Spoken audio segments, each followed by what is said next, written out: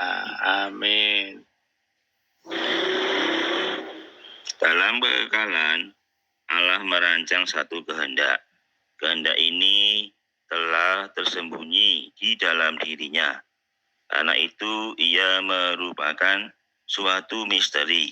Dalam hikmat dan kebijaksanaannya, Ia telah menyatakan kepada kita misteri yang tersembunyi ini melalui wahyunya di dalam Kristus, yaitu melalui inkarnasi, penyaliban, kebangkitan, dan kenaikan Kristus. Allah berkenan dan senang mewahyukan misteri kehendaknya itu kepada kita. Perkenan Allah adalah hasrat hatinya, yaitu ingin memperoleh gereja dan mewahyukan kehendaknya yang tersembunyi itu menurut hasrat hatinya. Hal ini menurut perkenannya. Amin.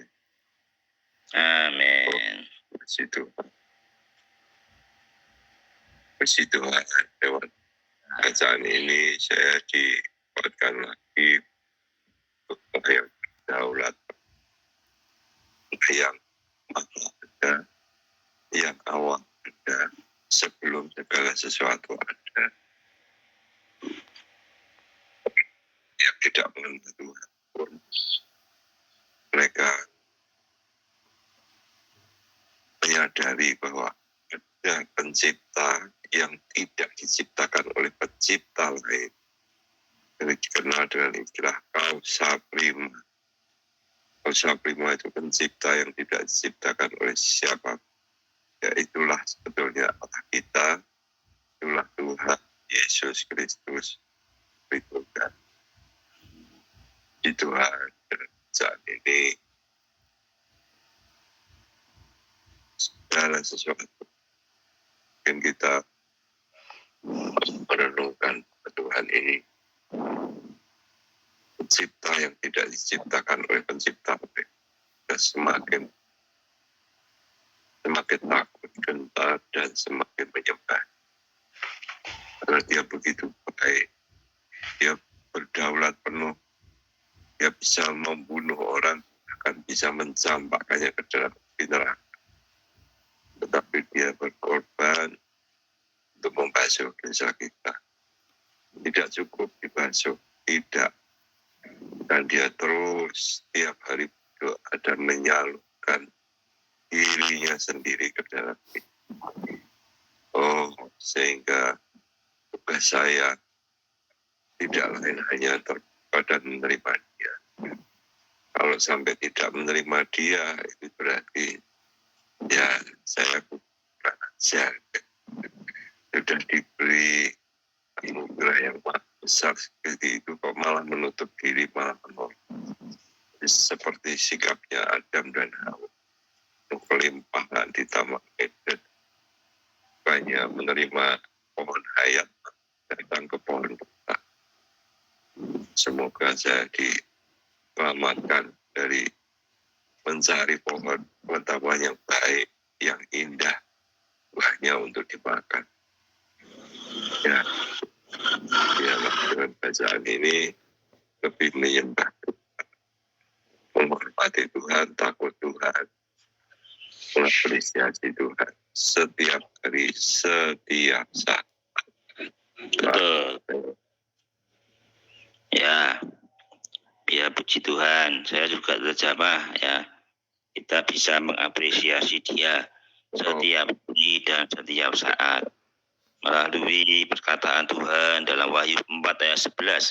Ya, Allah memiliki satu tujuan ketika Dia menciptakan segala sesuatu, yaitu supaya segala sesuatu itu bagi kehendaknya, agar dia bisa merampungkan dan menggenapkan tujuannya. Ya. Jadi puji Tuhan ya, di Wahyu pasal 4 ayat 9 sampai 11 ini ya, di situ kita melihat adanya penyembahan terhadap Allah oleh keempat makhluk yang mewakili semua ciptaan. Ya. disaksikan oleh ke-24 tua-tua yang mewakili semua malaikat. Ya.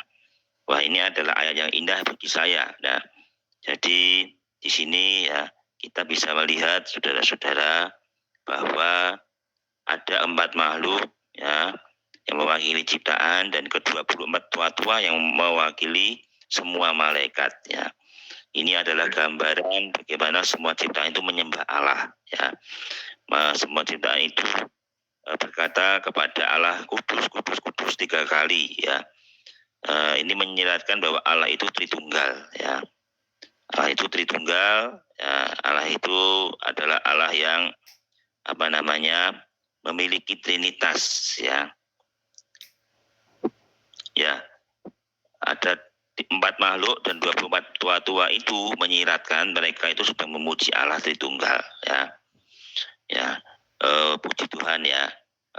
Sebenarnya ini adalah satu hal yang Allah kehendaki ya di atas ciptaannya.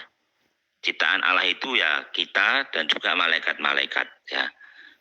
Apa yang menjadi kehendaknya yaitu supaya kita bisa merampungkan tujuannya ya.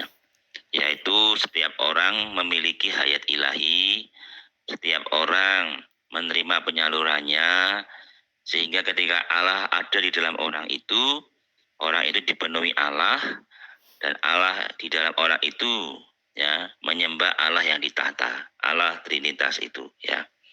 Inilah tujuan Allah kepada saya hari ini ya, merampungkan tujuannya, yaitu dia semakin banyak tersalur, tergarap melalui diri saya, sehingga saya bisa menjadi orang yang melakukan pujian penyembahan kepadanya ya. Berkontak dengan dia di atas tahtanya itu ya.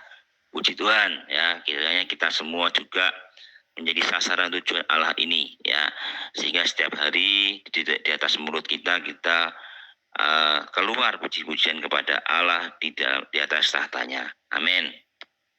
Ya, saya diterangi nih bahwa misteri Allah yang tersembunyi itu dibukakan kita melalui Kristus, melalui inkarnasinya. Ini tidak sembarang orang dibukakan ya, tetapi kita dibukakan melalui inkarnasi, penyaliban, kebangkitan, dan kenaikan Kristus. Ini ekonomi Allah.